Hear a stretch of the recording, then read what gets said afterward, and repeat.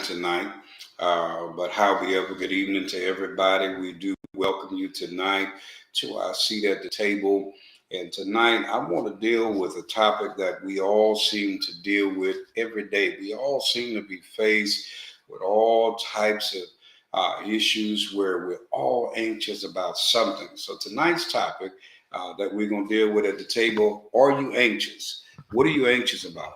What are you at a place where it just seems like you just are just, my mom would call it just fidgety about everything. Everything seemed to just have you at a place that you just can't keep still. You just always on the move. Just seem like you just can't keep your butt in the chair. Kids seem like they're always at a place where they don't know what to do, how to do it, when to do it, where to do it at, and what to do about it, because it just seems like they don't know what's really going on. They don't really understand what's taking place. They can't seem to get it together. They just don't understand why things are taking place the way they are. Don't seem like people understand what's going on with them. So tonight, are you anxious? What are you anxious about? What's got you at a place that you seem to be so scared, so bothered? Paul said, be anxious for nothing, but in all things with prayer and supplication and thanksgiving, make your request be made known unto God. What's got you so bothered? What are you upset about? I realize that sometimes it's not always that you've done something. It's not always that you're doing something.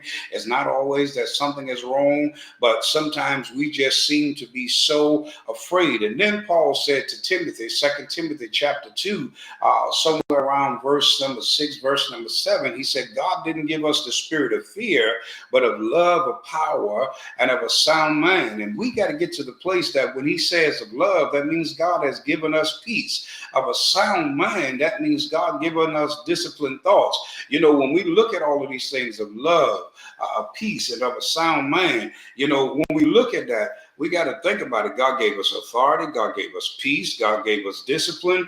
Are we disciplined in our thoughts? Are we at a place where we have brought these things into subjection? Now I'm going to give you another scripture as well. When we look at 2 Corinthians chapter 10, Paul tells us the weapons of our warfare are not carnal. Hey, listen, it has nothing to do just with about being saved, but it also has to do with the fact that at the end of the day, you got your camera wrong way, but you about to record the laptop. So when we look at it, it ain't just for saved folk, but it's also for natural folk, because the fight that we're fighting deals with everything that we have going on. So when he tells us in 2 Corinthians chapter 10, the weapons of our warfare are not carnal, we fighting these things in all kinds of areas, in all kinds of places, with all kinds of things, and we're going about it the wrong way. We looking at it. We got all of these guys. As my son, I know he was making a joke, and I saw he put a post on social media. He said, I'm just afraid of nuns now because they got all of these movies out now, and the nuns now are demonic. And we use so many things, and people got so many things that are going on in their minds right now, and they're using so many things now to develop, and they're so creative, and the mind is so creative, and there's so many articulate things that are there, and the creative sin of the mind have now caused us to see, because we got so many let's see, what's the right thing to say, or the best thing to say, or the right way to say it. We have so many things that are going on that are angry, that are bad, that are so dark, that are on the inside, and to get it out, and that are so evil, because men love darkness because their deeds are evil. So the only way to get out what we really want to do and project what we want to project in a way that really does not cause harm to anybody is to develop it in such a way, in a creative way. And the creative center of the brain says, let's do it like this, so it really doesn't do harm to anybody. But this is what I would really like to do, but I don't want to do it, because if I do it, then I know I'm going to wind up in jail. So what I will do is I do it in this manner, but I can get paid for it, and I can make millions for it. And while I'm making millions for it, then what's going to happen? Then I can put myself in a place to where people now will be afraid. And what's going to happen is the mere fact is that this will get out to all of those that I really wanted to get it to, and the person that I really want to get it to going to get the message. And when they get the message, they ain't going to mess with me no more. So, hey, listen, what I want us to look at tonight, are you anxious? What's got you at the place where you are? You go to work and you want to be in a new position. In the position that you want to be in, you've done everything that you needed to do on the job, what they've asked you to do to develop yourself, to develop the skills that they wanted you to develop the different portions of your work ethics, being at work on time, making sure that you're able to gravitate to being able to work with those that are around you, being able to understand the skill set that is needed to be able to perform the tasks that they have been given to you, and to perform it in a timely fashion, to ensure that what they've asked you to do can be done to the best of your ability, and to advance in areas and even do things that they don't have to ask you to do, so that you can be able to now get the job to the next degree, to be able to, go to level 1, from level 1 to level 2, and go from level 2 to level 4 without even going to level 3, or get to level 5 from level 1, because of the fact that you may not have the education that somebody else had, but you have the skill set, you have the understanding, you have the wherewithal, you have the know-how. So what are you anxious about? Or you're afraid because you're uncertain if you'll be able to fit in because of the hairstyle, you're not as fluent in your talk, you can't talk the lingo like everybody else, you don't know the jargon that everybody else has. So here now, you're uncertain if you can now be able to talk the computer talk like everybody else talk. You're not certain if you're able to talk as everybody else is talking, in the mere fact that they're able to talk shop around because they have let me use a job that you can't talk shop like everybody is talking about the different parts on the car.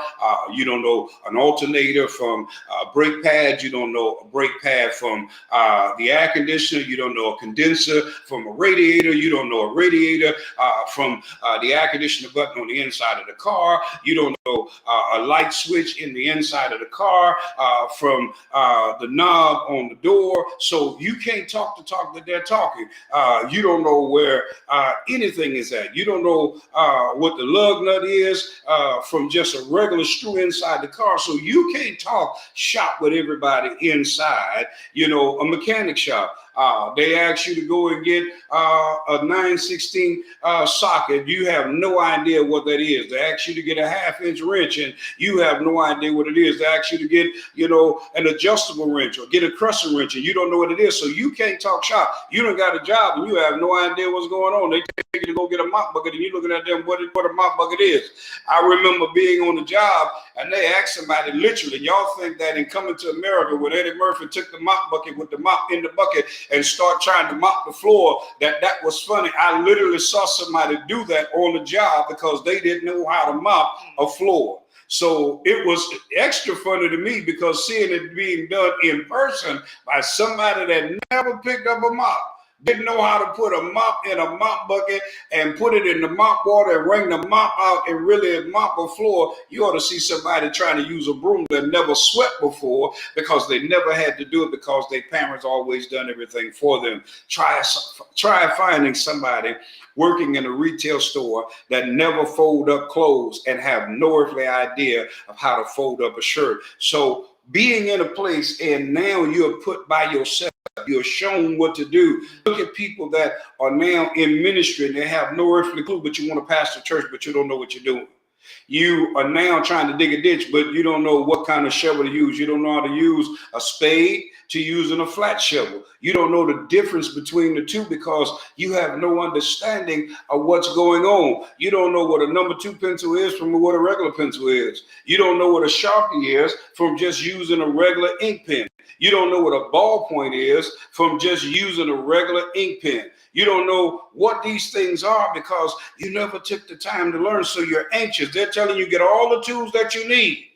And here now you have no clue of what's going on. It's your first day of school. It's your first day in class. It's your first day to do the thing that need to be done. And you're wondering, what should you do? You've been in a relationship where you've always been the one that have been fought, told off, cussed out, been pushed down, you've been trodden on, you've been looked at as though you were nothing, nobody. You were put in a position to where you were made to feel that you would never make it. You were told you would never get to the next level. You were told nobody wanted you. You were told that you were fat. You were told that you were ugly. You were told that you were too skinny. You were told you were too light. You were too dark. You were told that you needed to get a suntan. You were told many things. And here now, you're uncertain because you're ready to get married. You're told you'll never have a child. You don't need to have no child for nobody because you can't be nobody's mama, nobody's daddy. Nobody will want you as a mama. Nobody will want you as a daddy. So now you're afraid to have a child. You're afraid to be somebody's father, somebody's mother because of what has been said. So what has you so anxious? So he says, be anxious for nothing, but in all things, through prayer and supplication. But you feel you've been praying. You feel you sought God. You feel that you know that Christ has given you what is needed. You're getting ready to go through a major surgery and you're uncertain because you're afraid. God didn't give you the spirit of fear, but of love, of power, and of a sound mind. It's all right to recognize that you have some fear. In fear, there's torment. What's tormenting you? What are you still going through? What are you still allowing to bother you? What's still troubling you?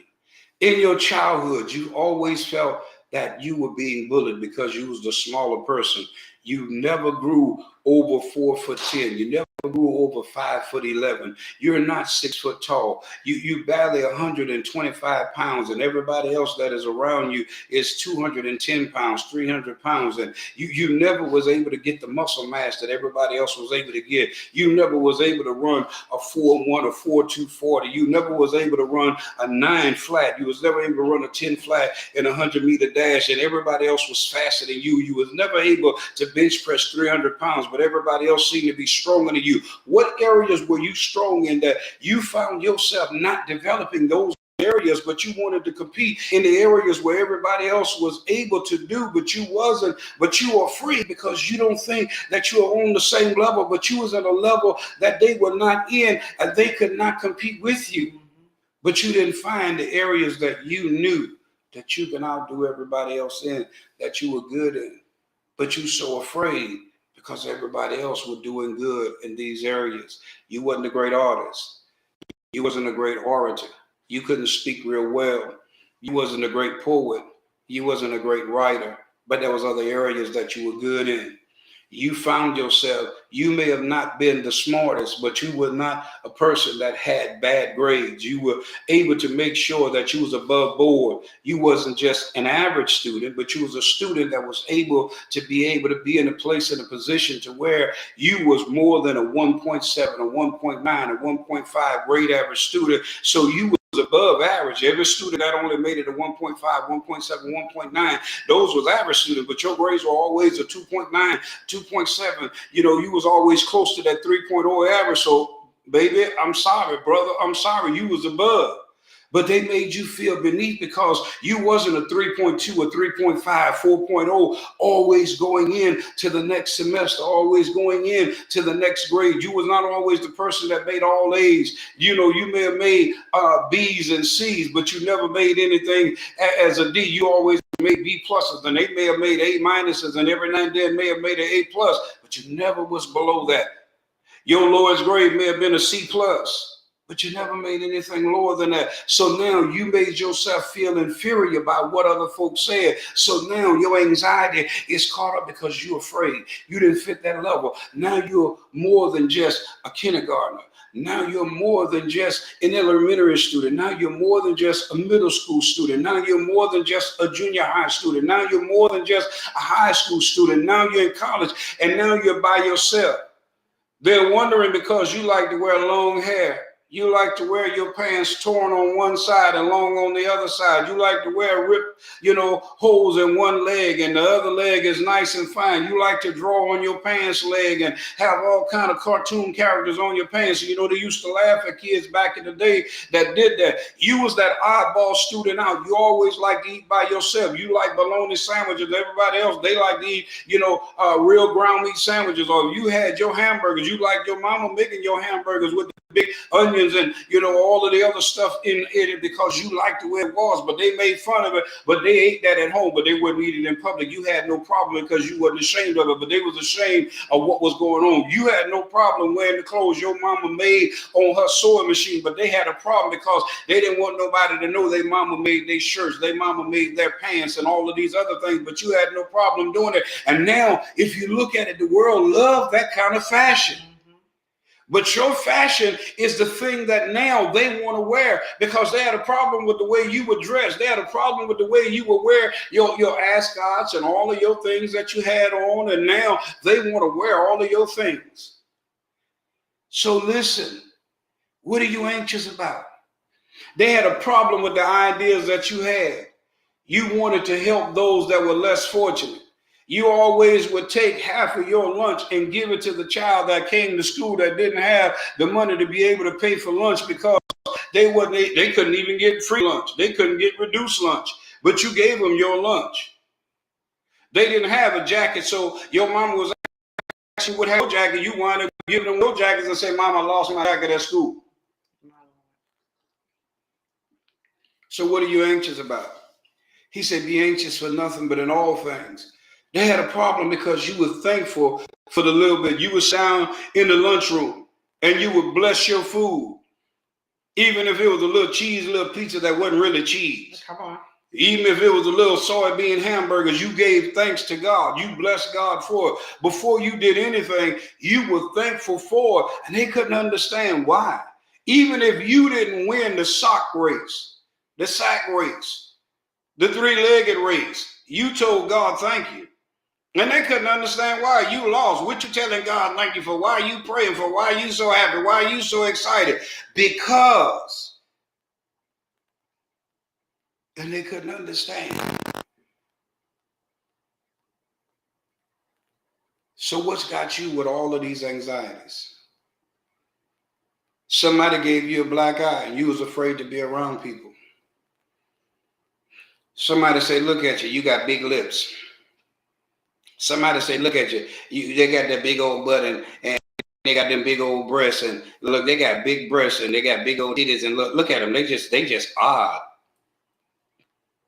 Look at their feet, look at her toes. Y'all ever had people say that to you and you was afraid to take your shoes off? Or the fact that for some reason your hands always stayed sweaty and people would touch your hands or shake your, ooh, your hands are just so wet. You ever had people say that and it made you afraid to be around people? Didn't matter what you did. Didn't matter how well mama combed your hair. Seemed like your hair always just matted up. And people just had something always to say. So you was afraid. So you kept a hoodie on your head or you kept some kind of hat on your head. You kept gloves on, kept your hands in your pocket. And now you're a grown man, grown woman. Doesn't matter whether you're black or white. You did these things because as a child, you had to deal with all of these issues. No matter whether you shaved the hair off your face, under your arms, off your legs, or wherever it was on your body, it still seemed like you had an order. People made fun of you, grown folk, children, or the grown folk were making fun of you. And now the children heard it, and now they called you different things, said different names. They called you Petey Bill and all these other things. So now you're grown. But they didn't realize that that was an actual, medical condition. But nobody really understood it. Your aunts called you different things. They didn't want you sitting on the furniture. They didn't want you around their children. They didn't realize that you had no control over the body function that was causing you to have the problem that you had until they had a child that had that same issue. For some reason, your salivary glands were overactive, but they didn't understand that because they didn't know that back in the late 60s, early 70s, going into the 80s, they didn't realize that these were issues and problems. So we do welcome all of you tonight. As I see there are some of you that are on, some of our friends and Rhonda and my cousin Larry and all of you that are on with us tonight. I don't want you to think that we don't see you and don't acknowledge you. I got caught up for a moment. But I want you to understand, we have a lot of things that give us all kinds of anxiety. Then folk have found out you take medicines because we are born with certain issues. And we got to be at a place to where we got medicines that got to balance us out, because we have certain chemical imbalances that we can't control. They're beyond our control. So our brain are now giving off certain endorphins and certain dopamines that make us act out, cause us to snap. Or you got these involuntary movements where our eyes are twitching, our face have twitches. We just start ticking, our heads start moving, and kids are making fun of us because they have no idea what's going on. And when mom go to the doctor, now they finally got medicines. Or a child wind up, having a seizure, and they think something is wrong with you, but they have no idea.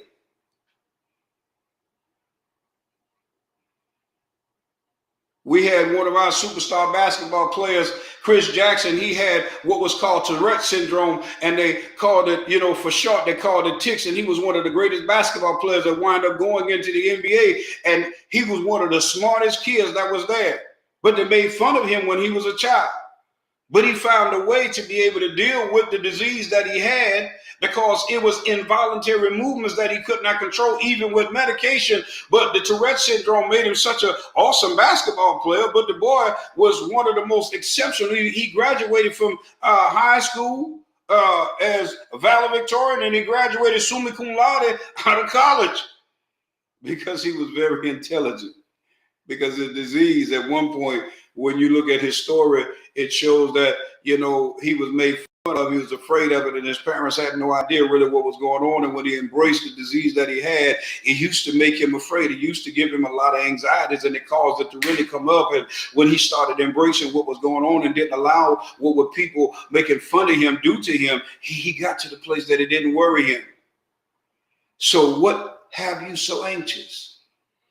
Your skin color, whether you're white, black, you got vitiligo, people making fun of you because your skin make you look spotted, because white folk, black folk have vitiligo. You got alopecia. You understand? Because your hair, you don't have no hair as a man or a woman. See, it's okay when a man don't have no hair, because it's okay because a man's supposed to be bald-headed. When a woman has no hair and she's bald-headed, people have a problem. They call a bald head scallywag. No hair in the back. That where I'm from, that's what they, those are the terms that they use. She nappy head and all of these other things are because, she has short hair. They have all kinds of names that they give, and you have problems with it. And then the sad part, when she come grown and now she all big and fine, now every man and their mama want to be bothered with her. Ooh, child, look at her. See, when I was young, and everybody used to call me buck teeth, buck forehead, big eared, and they called me ugly. By the time I made 15, and I always thought that I was handsome. My great grandmother said, don't matter what nobody else think about you, no matter what nobody else, see you as, you got to believe in yourself and believe that you look good, and you got to love what you look like. And I always did. And I had several of my mom's family members that thought that I was ugly, and they had left and moved away, and they came back, and I asked one of my house, girl, who that little fine young man is in there with, what your son? Who the girl? He is so fine and sexy. And they kept saying, what child you talking about? Ain't nobody in here but all your cousins. Got an old fine boy over there in them green shorts. And I was in junior high and everything, playing ball and everything. And when they said, God, that's John Boy. That's my nickname that they called me back home. Some call me John Boy and others call me John Boy. In the country, they got, they don't really know how to really talk like talking. So when she said, ooh, John Boy, the ugly duckling, the turn into the handsome swine, I said, baby, let me help you understand something. You always thought I was ugly, but I always thought I looked good. But since you think I'm like that, boy, you are so fine. Look how thick them legs is. Ooh, you got a sexy little butt on you, don't you? Because, see, that's what people think. But I never allowed those things. I almost allowed the anxieties of being called buck forehead, buck teeth, and big ears, and called ugly. And I'm like, first of all, my ears ain't big. Because I hadn't developed into all who I was. See, some of us have not come into all of what we are and who we are when we're children, because our bodies have not fully developed. And because we allow these things to carry us the rest of our lives, it becomes a problem. And we allow these things in our adulthood to still cause us issues. Do you love you? God loved us so much that he gave his son. His son loved us so much that he gave his life. Then his son forgave all of us for all the stuff we ever did. Do you forgive people for what they did and what they said? See, we say we forgive them, but we'll never forget it. But when we say we'll never forget it, it's not that the memory is going to still be there. We ain't never forget nothing because we still holding it over their head. So we got to look at it. When we do a whole lot of things, we got to just allow ourselves to be free. We can't allow anxieties to cause us to become so enraged and angry that our anger now put us at a place to where we miss the doors that have been open, that they're still open, but we can't see the door and we can't walk through it. Because God don't never close the door. What he does is he allow us to now become blinded to the open door that is set before us. He set before us so many open doors. And I'm talking about even for folk that don't believe or folk that really don't consider themselves to be saved or Christians. And see, this is across the board because we think that it's just for saved folk. But you got a lot of folk that don't really go to church, but they understand the principles of God and they follow the principles of God. And that's why they stay so blessed. That's why they're blessed so much. That's why they're blessed so well, because they understand the principles whereby God said we ought to operate. But the saved folk don't operate by them principles because they have so many issues with what God say to do because they don't want to give what God say to give. And we got issues with that. So what are you anxious about? What's got you so anxious? What's got you so troubled? What's got you so bothered? Be anxious for nothing, but in all things, through prayer and supplication, make your request be made known. So when you look at the word request and you making it known, are you willing to tell God all about it? It's like a requisition sheet. When I worked in the school system as the assistant building manager at one of the schools back home in Louisiana, a requisition sheet was simply, what was that? We forgive, but don't bring it back. That's right, because we got to forgive and not bring it back up. And a requisition sheet was the mere fact that you have all these supplies and you're requesting added supplies to what you have. And you send it to the warehouse. In God's warehouse is where it's at. When we ask God to forgive us, because you can't say what he says in Matthew chapter 6, he said, if you ask God to forgive you, then you got to forgive men of their trespasses if you expect God to forgive you of yours. Mm-hmm. So when you forget about what people have said and what people are doing and what they have done to you, then your Father in heaven will forgive you of yours. But don't expect God to forgive you your trespasses if you can't forgive me of mine. Mm-hmm. So you want me to forgive you, but you don't want to forgive me of what I did, but you want me to forgive you of what you did me. So in other words, you still holding over my head the fact that I tripped you, I took something from you, I hurt your feelings, I bothered you, or, I said something you didn't like, or whatever the case may have been. But what you did me, you want me to go on and let go of everything that you ever did. And it's just a memory. You want me to be drifting on a memory. That's where you want me to rather be. My Lord. But it ain't where you want to be at if I do you something. And that's not how it is. But that ain't where God at. Because when God forgave us, he wrote it in the book. And while it's in the book, when we get to heaven, he going to look in the book. And if forgiving is on side of it, he going to say, I don't know what that is. But if forgiveness is not on side of it, when he opened the book, it's all good. Hey, my niece, how you doing? So tonight we're talking about, are you anxious? And I know a lot of things have happened to us. And some of us want to forget about it, and that's good. And that's well and dandy. But the most important thing is to recognize that it did. And what did you do to bring it into discipline? 3-3. Like my alarm just said, 5, 4, 3, 2, 1. You're on the run. I got all kinds of alarms, and my alarms, I have them set for a purpose and for a reason. And they're all there for a purpose and a reason. And the reason why I have various alarms, one, I want to make sure that I hear when it go off. So that if I got an alarm that's saying something, singing something that's so subtle and smooth, I'm gonna tell you now, I ain't moving. But if it's got something that's gonna really catch my attention, then yeah, I'm good to go. What you got, baby? Well, I thought you were looking up a text. So when we sit at the table, and I was sitting down thinking before it was time for us to get ready to do our seat at the table, I said, God, where do we go? God said, we got to deal with people being anxious. There's so much anxiety out there. And people are taking Buspar, people are taking Prozac, people are taking Xanax, people are taking all types of different types of psychotropic drugs that ain't even funny. Mm-hmm. And being a psych major, I look at this and doing all kinds of counsel with folk, and folk, they want counsel, but they don't want freedom. Mm-hmm. They want counsel, but they really want you to just pretty much hear everything they have to say and have no problem with it. And that's good, because sometimes it's a release. But you want to talk about the same thing over and over again. And what you really want is somebody to just sit there and hold your hand while you relive the same thing over and over and over and over again. And what you're doing, you're damaging yourself. There's no damage control.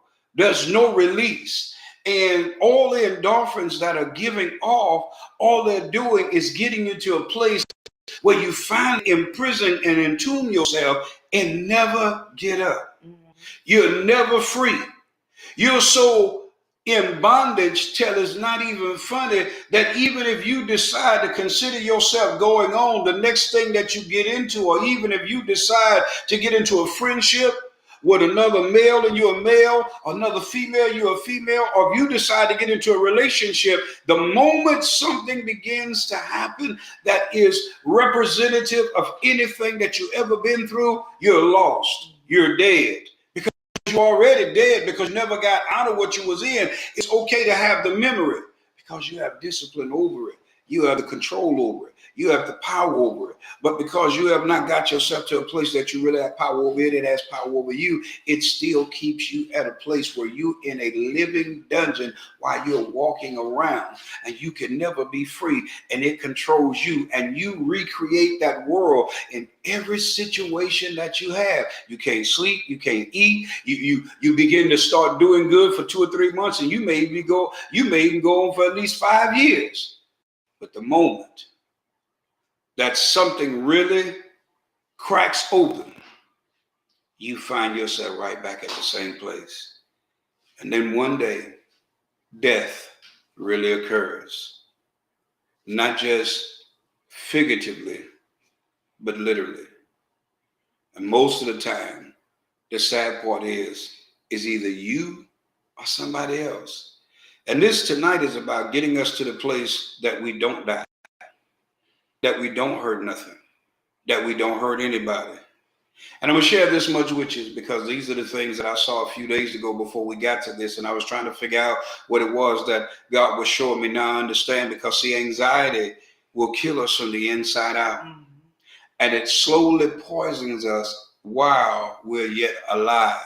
And while we think we have control, a lot of time being anxious is steady taking us down. You know, that was a blues song, say, I'm going down while you ain't around.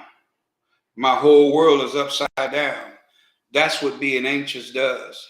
That's what anxiety does. But when you recognize the thing that have you at a place of being anxious, being afraid, that have you at a place of being in a position where you're not sure what you're going to do, and it has you at a place of being afraid because you think you're going to be destroyed, now you have to bring it into captivity.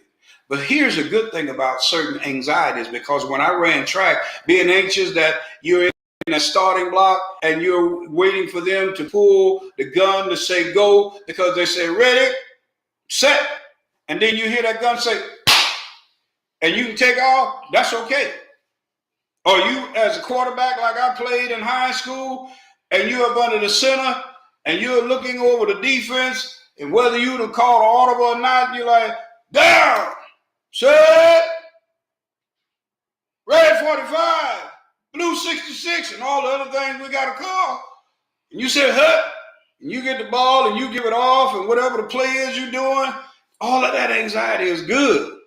You're on the basketball court and you driving it down the court, and I play basketball and baseball and all of these sports like that. So those anxieties are fine because that adrenaline that's now getting ready to go is good. But see, the adrenaline that comes when your anxiety is a fear of something trying to harm you, that's different. That anxiety can now destroy you. Mm-hmm. That anxiety can now put you at a place where you're in a position that you're uncertain because now you're in what psychology call fight or flight. Mm-hmm. And that flight or fight position now have you at a place that you don't know what you're going to do. And you're backed in a corner and you feel like it's either your life or their life. So tonight, I just wanted to introduce this to you, and I'll bring some more to you later. And I'm going to really put it in more context, but I wanted to bring it to where I get you to think tonight. So what has you anxious? What are you anxious about? What are your anxieties? What are your triggers that cause you to become anxious? What's got you at the place that you are? What has you in position that every time you see it, you hear somebody's voice, your dad, your mom, your stepfather, your stepmom, your grandmother, your grandfather. Somebody raised their hand. Grandma did this. I know my son tells me all the time, he said, my grandma always wanted to pick up something, want to throw something at us. My grandmother, my mama, boy, she was in the kitchen cooking. And boy, don't let, Grace said, boy, you done something wrong. She'd take that spoon out that pot while it was hot, whip your behind, and then go back when it cool off and heat that spoon back up, and whip your tail, because she done washed it. And then she go and put it back in that pot after she done washed it, because she done whip your tail with it, because she go in the kitchen, she wash it, put it back in that pot so to get hot again. And if you ain't careful, she'll put it on the fire and come whip your behind. See, they ain't call that child abuse back in the late 60s and early 70s. That wasn't child abuse. That was just a tail whip. I'm being nice because my wife said, you can't say certain things because you don't say folk gonna have problems. But y'all know what that was. Or she take that doggone paddle that she had, or that doggone yardsticks. See, yardsticks back then. Yeah, them church folk. See, saved folk ain't no problem. Church folk, ooh, Lord, did you hear what he said, God? See, saved folk understand, but see, they had yardsticks. Y'all remember them yardsticks used to be that thick? See, yardsticks now they like this here. But them yardsticks back then were like that, and they whip your behind. They whip your tail.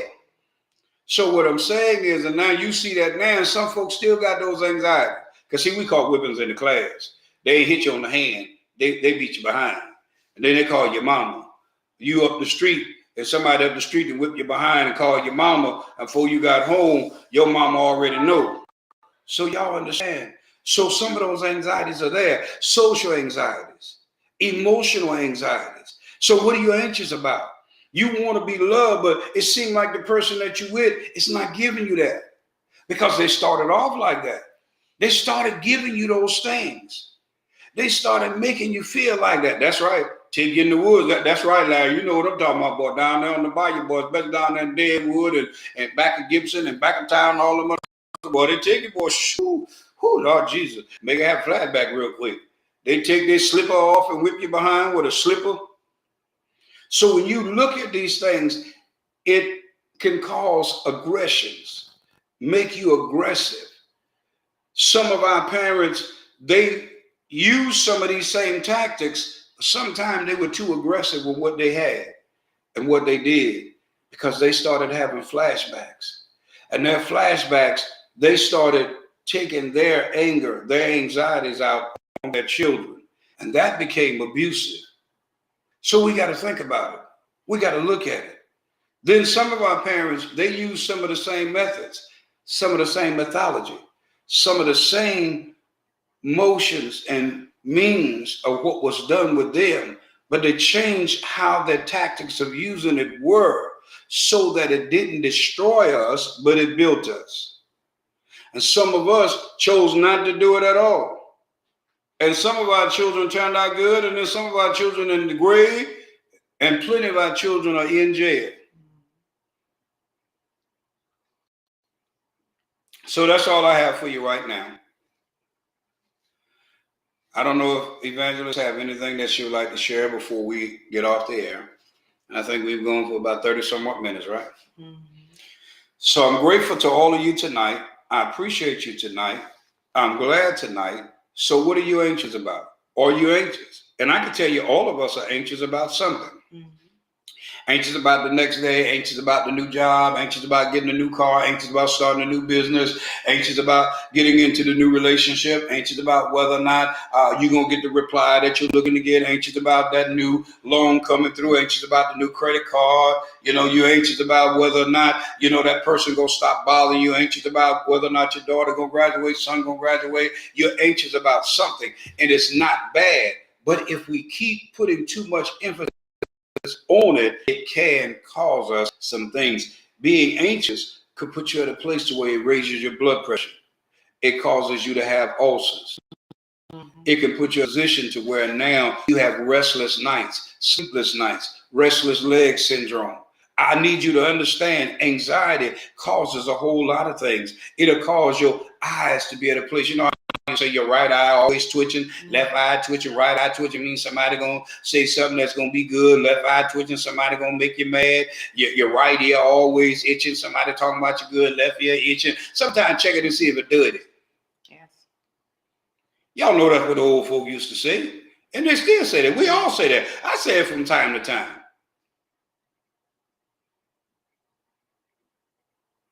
They are signs of something, but what are they signs of? Exactly. Anxiety will cause you to have migraine headaches. Social anxieties will have you at a place that you don't want to be around nobody. You won't even come out of your house. You're afraid to allow people to get close to you.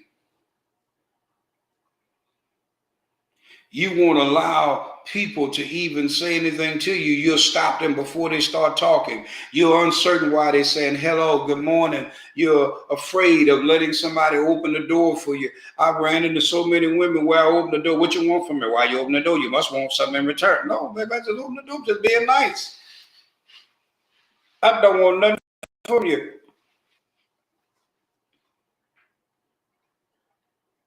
Are you serious?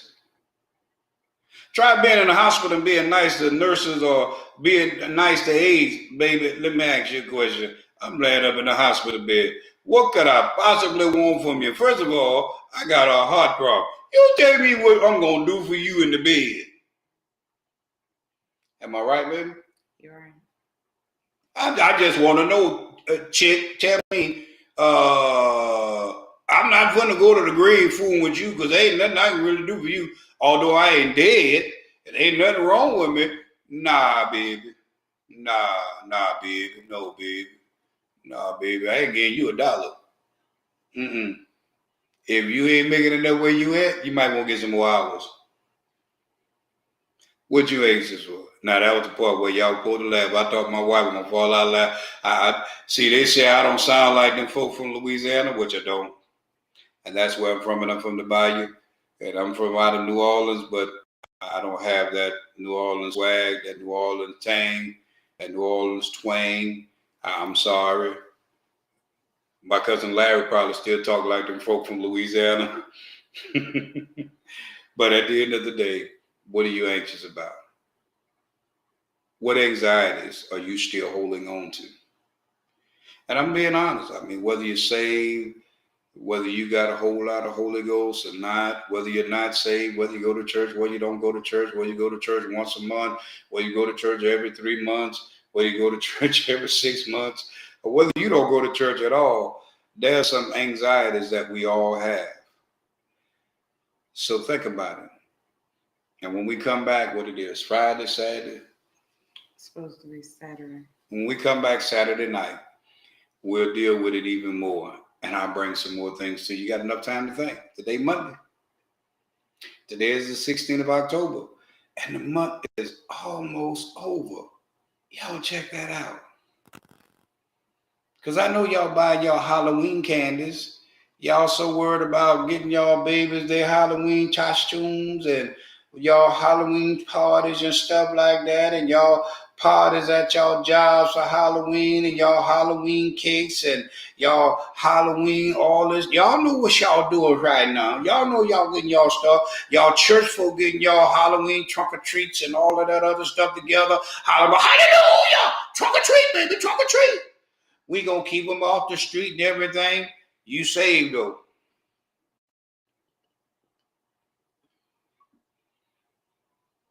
The black church and the white church and the Asian church and the Portuguese church and the African church, all of the churches gonna be mad at me tonight. So let us keep in mind as we get ready to leave and sign off for tonight. I would just like to add and to share with you that as believers, we all know that there was a time that we would do daily affirmation. Did you believe in what you said? Did you really believe in what you said? One of the greatest lessons that I learned is whenever I used to sing in praise and worship and I sung in a choir. And I never forget that whenever we would sing a song or brought a song to the church that we wanted to sing, the first thing a lot of times that our directors had to go before our leader to share with him the music that we was bringing into God's house. But one of the greatest lessons that he would return back to us to ask us, do you know what you're singing about? Do you understand what you're saying? Because what you're saying out of your mouth is an affirmation that you're saying that you agree and that you believe and that you can stick to. Many of us sung many of those songs. I'll trust you, Lord. All of us sung that one, right? Yes. I will trust. I will trust. We all said that, didn't we? That's not? Right. Yes. Then we said, anyway, you bless me, I'll be satisfied. We said that too as well, right? Yes. We said, I'm standing. I'm still standing. Are we still standing? We got to remember that these were affirmations that we said. Now, we might not have got tested then, but you best believe that God gonna come back to test us according to our word and according to our faith. Mm-hmm. Some of us say that we have faith, but some of us get so weak in our faith that we're back down to where we started with mustard seed faith. Mm-hmm. When we should have great faith, because faith without works is dead. We say that really much, a lot, don't we? We say that we have to be able to hear from God, right? Mm-hmm. How can we hear from God if we don't believe what we're hearing from, and who we believe it from is God? Yes. We have some issues because of the fact we get tangled up and we get tied up with people. My biggest thing is I don't have to sit there and be up under the same doctrine that you have for me to learn something from you. Yes. I have enough of sense and I have enough of my relationship that I can trust in the God that I serve. One, because he's been faithful down through the years. One of the biggest things that I never forget is that I was taught, get your own relationship. I need you to understand, man can fail, but God going to stand forever. I need you to understand, don't get so caught up in people that you miss out on who God really is. And I thank God for those lessons, because in this day and time, some of God's very own people are starting to act, speak, and look like the world. So what is the example that the world have when we acting and cutting up as though they are? One of the biggest things that I keep in mind is that we're peculiar people, which means we're different. That's right. We're supposed to be different. My kids laugh at me because one of the songs that they used to listen to a long time ago by 2 Chainz said, yes, I'm different. I said, I like that song. I like that because I am different and I have no problem being different. See, whenever I was a child, I recognized that I was different from everybody else, that I had short-term friendships and my friendships were seasonal friendship. Very few people God allowed to contain to stay with me. And it took me a while to understand that, wait a minute, there's some places that he want to take me that I can't take a crowd with me. There's some times that I'm going to have to open my mouth where everybody's not going to receive everything that I say. Some people are not going to want to hear whenever you want to speak, because some people are coming to be a part of your life just to see what they can find on you so they can use against you, not to help push you to where God is trying to take you. Tonight, don't be anxious. Remember what you said. Remember those affirmations that you sung and that you prayed. Sometimes we have to do like Hezekiah. We have to turn over and face the wall. Because, see, Hezekiah found himself in a word from the Lord, right? Yes. And he wound up going back before the Lord and started reminding, right? Sometimes we got to remind ourselves too. We can't just want to remind God all the things that you promised him and all the things that you've done for him. But you got to promise yourself and say, wait a minute. Whenever I was sick, you healed me. I recognized that it was you and you alone. Whenever I sinned, it was to you I sinned against first. See, we got to remember who we say that we're representing. Who did we say called us? Many of us will start out in ministry and we'll walk away from the very ministry that we said he called us to. What are we doing? God is not bipolar. We have the mental health issues. Are we truly listening to hear what the Spirit of God is saying? I love you all tonight. Join us on Saturday night and we'll continue to go around the higher. God bless you. God bless you. God bless you. Father, in the name of Jesus, we say thank you for every home that has been represented, that has hit this live button, that wanted to hear what was said on tonight. Whatever they were seeking for, Lord, on tonight, we ask that you grant it in your Son named Jesus. I ask that you continue to speak to them, allow your Spirit to flow. In Jesus' name we pray. Good night. We love you, and God bless you. See you on Wednesday night for Fire Fuel Bible Study. Anything else?